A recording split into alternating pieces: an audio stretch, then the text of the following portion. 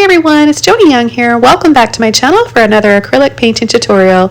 Today I'm showing you a very easy step-by-step of how to paint a country lane, very relaxing and fun to paint. You're going to enjoy this one. I've got the following colors: cobalt blue, dioxazine purple, neon red, sap green, light olive green, Mars black, and titanium white.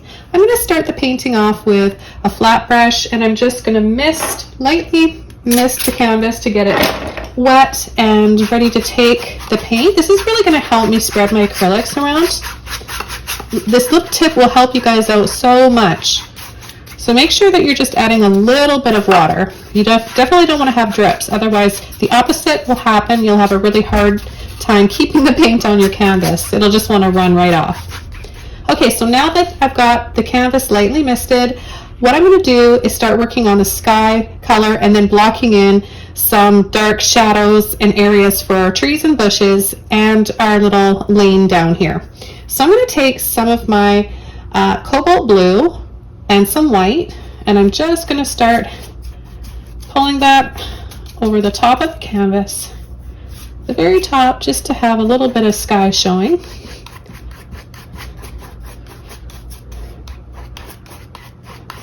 I'm going to add a little bit more white and start adding that down, getting it lighter and lighter as we go down towards the center of the canvas. Okay, the next thing I'm going to do without washing my brush off is take some purple and some blue, and I'm going to go down here on the bottom and start spreading that around. So I'm going to use this for the lane and our cool shadows. This will be very pretty with all the greens that we're going to be adding in this painting.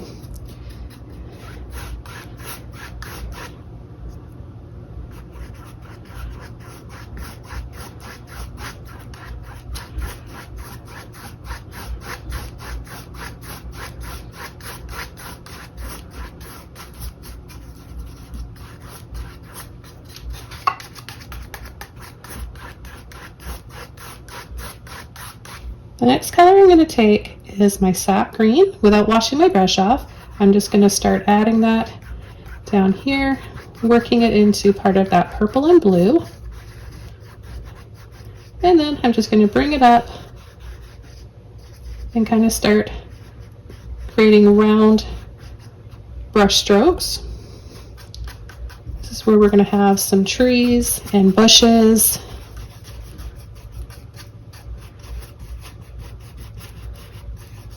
We want to build up the height of the trees and bushes here because we want to have some hanging vines and flowers. I'm not sure what those are going to be yet, but what I want to do is take a little bit more purple and green.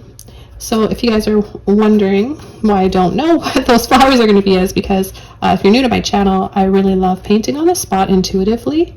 So just making it up as I go along and recording it for you guys so that it's exciting for you too, and maybe it can help you learn how to use your imagination and start painting intuitively yourselves. It's really, really fun. I recommend it. Doing this as well as looking at reference photos are all going to really make you become a better artist. It's a really good exercise for your brain and your creativity and your self-confidence too, because then you know that you don't always have to rely on a reference photo or a tutorial.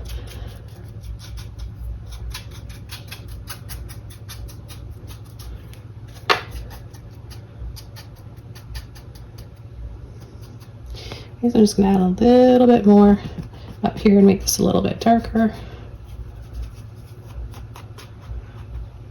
And you can see I'm kind of starting to kind of push and tap and then gently pull and flick. That way we already start to get a little bit of a mood to this painting and the trees around.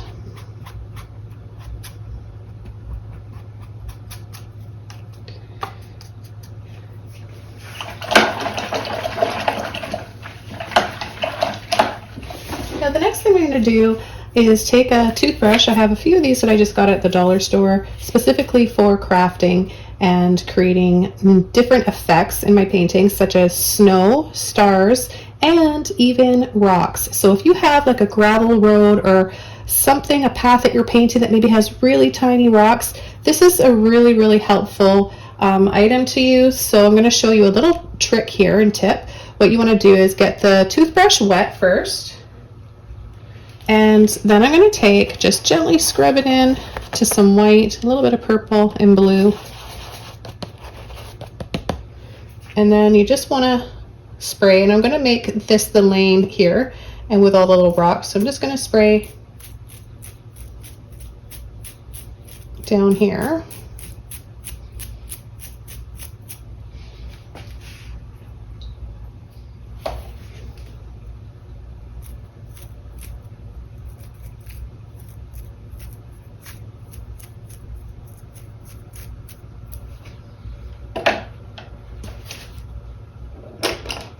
And then I'm going to take my round brush and I'm going to pick up a little bit of that soft white, bluey color. Get a little bit on the tip of my brush like this, and I'm just going to start to tap and dab, leaving little spaces. You can overlap too, but you want to have a little bit of the dark underpainting showing so that, you know, we can see that there's some separation in there. So none of these are going to be really big because they're all just little pieces of little rocks and gravel within our little country lane here. So I kind of have like somewhat of an idea of what I want to paint today. Sometimes, a lot of the time, I don't have any idea of what I want to paint and I just go for it, and that's really fun and freeing. But today it's a little bit different. I have an idea of, sort of an idea of what I want to do, and I'm just going to see if that's what it actually turns into, because sometimes it kind of just takes on a life of its own and goes in its own direction and turns into something else. So obviously you guys know what it is because you see the thumbnail. So what I want to do is have it wider here, this little path, and the rocks just a little bit wider, all these little taps and dabs, and then as it gets farther away, it's going to be less visible and just more of a light and dark. I'm just going to wiggle here with my brush and then veer off so that it kind of has a corner now, and we feel a little bit of an angle there. And I always like when I'm on a path or a hike and there's a corner, because it's exciting. You want to see what's beyond that corner, right? Keeps us guessing, and sometimes it keeps us going, especially if we're doing something for exercise and we're on a jog or a hike. And so it's kind of nice to go on those adventures that have a lot of twists and turns. So I'm just gonna create these two little skinny lines side by side. They get closer together here because they're getting farther away, and already, right, we can feel that. And I'm just gonna, we feel that corner just by pulling in that direction and softening with our brush. Now what you want to do is make sure that after you get the shape, the curves there, you want to go side to side so that they feel like a flat surface.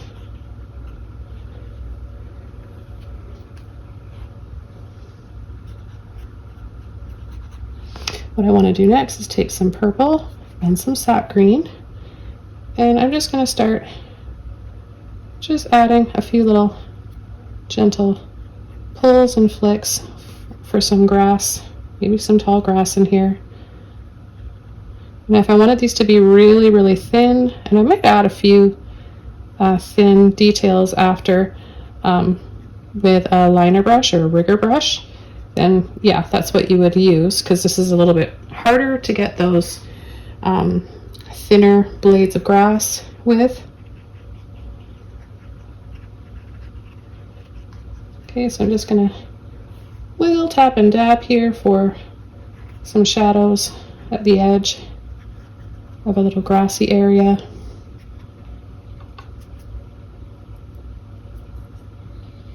I'm going to add some here in the center too.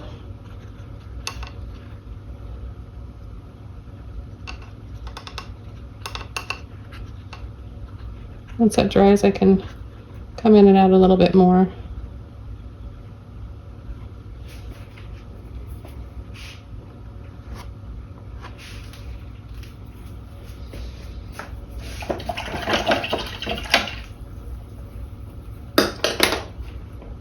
I'm going to go over to a mop brush next, and I'm going to take a little bit of my sap green and a little bit of my light olive green. If you want a quick little color recipe here for you guys to make the light olive green, if you can't find it, take a little bit of black and any cool yellow and mix them together until you get the shade you want. So obviously if you're going to use more black, it's going to be a lot darker, and if you use less black, you're going to have a lighter olive green like this. I'm just going to start to tap and dab right in here, holding my brush like this rather than straight up and down. This will keep it looking nice and flat.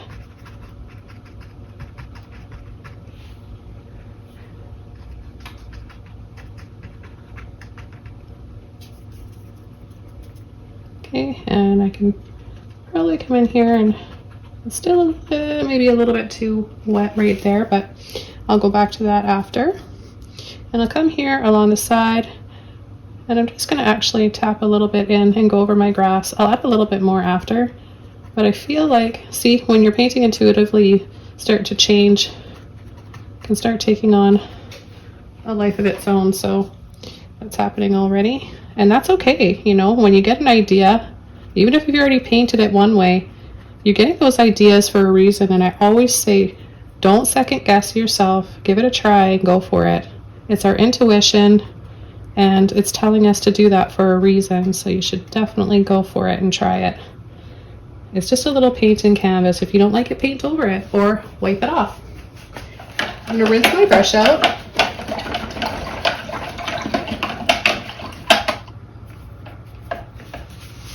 And I'm going to go over to a Filbert brush now. I'm going to take some white, both my greens, and make a really soft, pretty pastel shade of green here. What I'm going to do is just tap, tap, tap, and then pull. We want to create some soft light along these branches.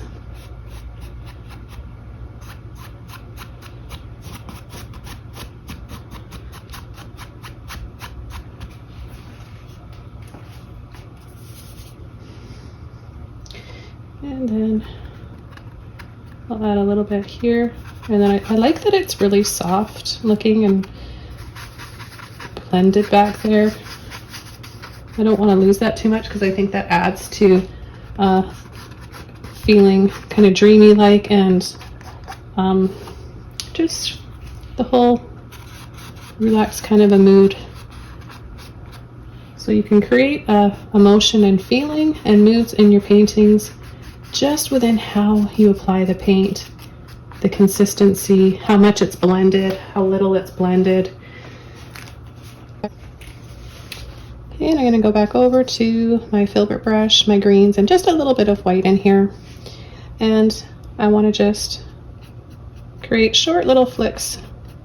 So gently holding it like this, the brush pushing and flicking up.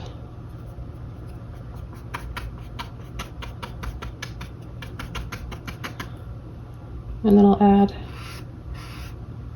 a little hint of that in the back. I'm going to add a little bit more white. It's still tinted with a bit of that light olive green. I'm going to add some light in here.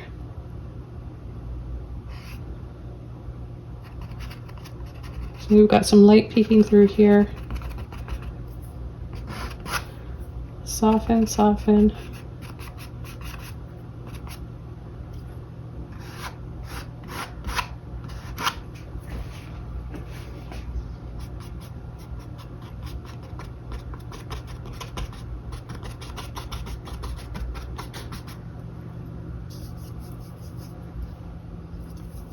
take a bit more of the sap green with a little bit of that white and the light olive green.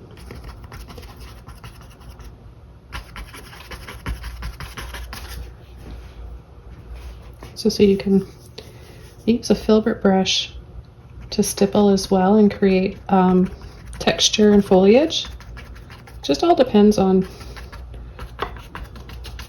what you're after, but you can use both. Yeah. Go over that a little bit right there.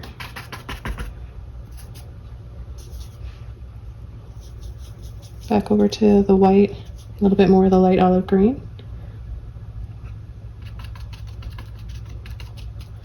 Wherever I add this, these are going to have some more light. So I'll follow through all across like this, and then I'll even come in with, I'll rinse my brush out and I'll come in with a little bit of light purple and blue.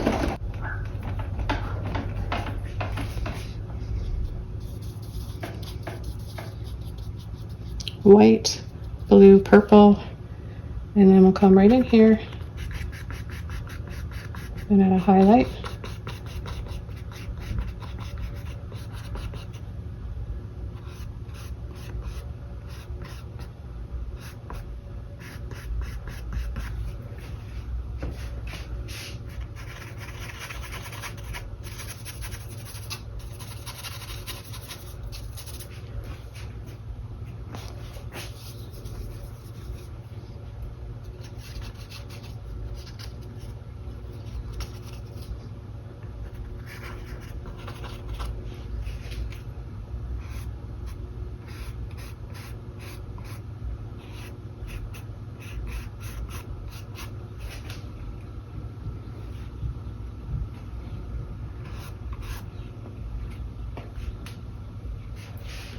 And then set even a little bit right back there. I'm going to go over to a liner rigger brush, and I'm going to take some purple, a little bit of neon red. You can use any red, any purple you want. If you're curious about the paints that I use, the brands are Liquid or Liquitex Basics Acrylics. And any of the neon paints that I use are all by Holbein. They're luminous and they're beautiful paints, but please don't think that you can't paint along with me if you don't have these same paints. I always have alternatives for you guys, so if you're not sure and you're new to painting, just leave a comment or a question below. I'm going to just take my brush and I'm going to start off the side here and start wiggling in some branches, but see what a pretty color that makes, and it's just pops off the canvas. It really plays on the greens in this painting, and they look really pretty together.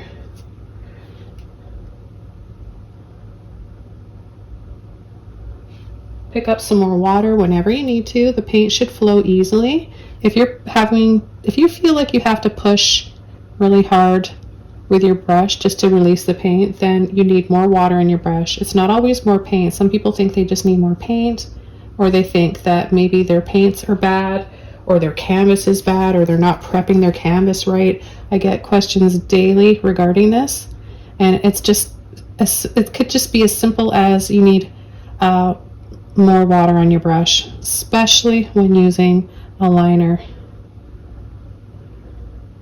You can only hold so much water because look, there's hardly any bristles. It's so small, so you're going to need to load it more frequently than other brushes.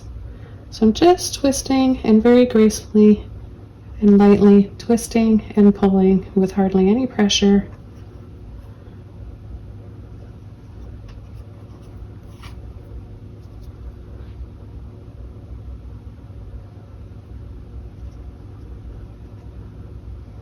And pick up a little bit more red in here and go over that. Another color alternative that's quite nice for a lot of forest paintings for tree trunks is burnt sienna. I tend to like to use a lot of burnt sienna. It's very warm and, you know, red undertoned for brown. And I'm just gonna add, tap and dab a little bit of this in here as well.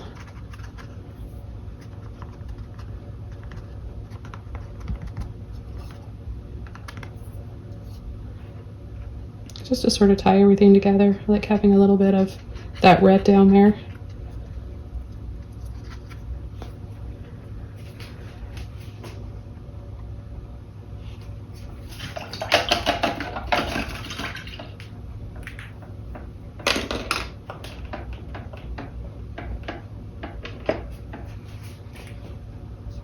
I'm gonna go over with a little bit more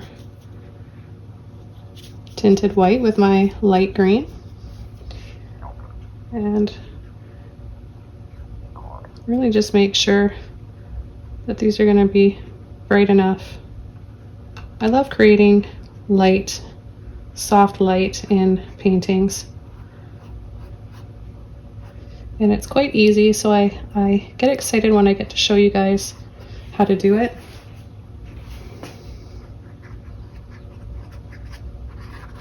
A lot of people think that you need to go to school, art school for a long time to learn these techniques, but you don't. I mean, I'm a self-taught artist, so it took years for me, lots of practice. But lucky for you guys, I'm showing you some tricks and tips that I've taught myself, and now you can paint along with me with these. So a little bit more light over here, and then I'll just add a little bit more green. See how that changes the temperature of the green up too? You get so many different temperatures. We've got our warm green and our cool green. This one's more of a yellow green, and this is more of a blue green, so there's cool and warm temperatures to colors. And if you're not familiar with that or sure about that, there's lots of books out there.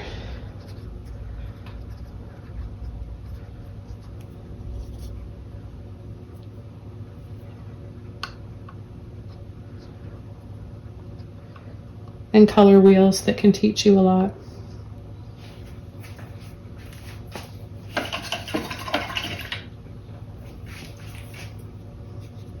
Add a little bit more white in here. Now I know that acrylic paint dries a little bit darker, so that's why I'm being a little bit more generous with my white. And then I'll go back and just add a little bit of purple and blue in there.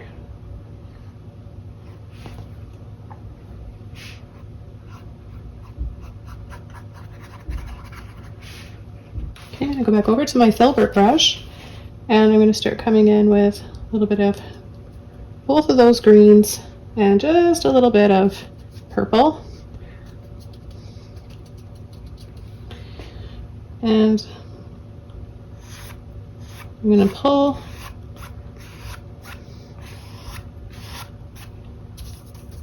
gently, pick a few areas to just pull.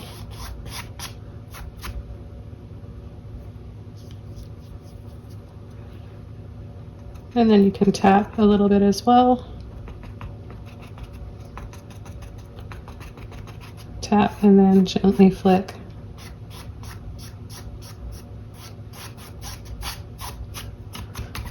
Don't be afraid to go over your tree trunks and your branches.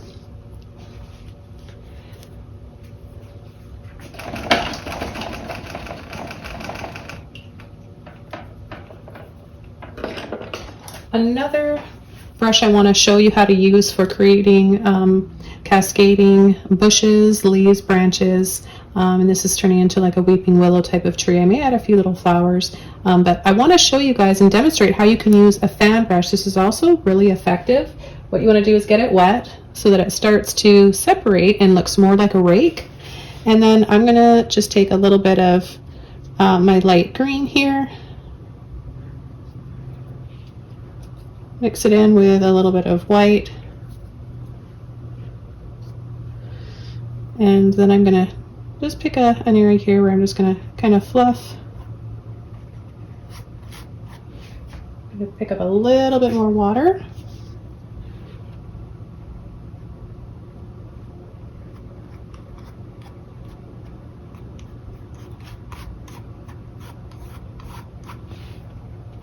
So see how you get that look? It's like no different than painting waterfalls. It's the same technique. So whatever I'm doing here is also the same for painting waterfalls. Then a little tap. Okay, this painting is all done. Thank you guys so much for watching and joining me today for this one. I hope you learned a lot of little tips and tricks that are going to help you along the way. Don't forget to subscribe to my channel for more. And if you want to see what I added next to this painting, check it out at the end of this video.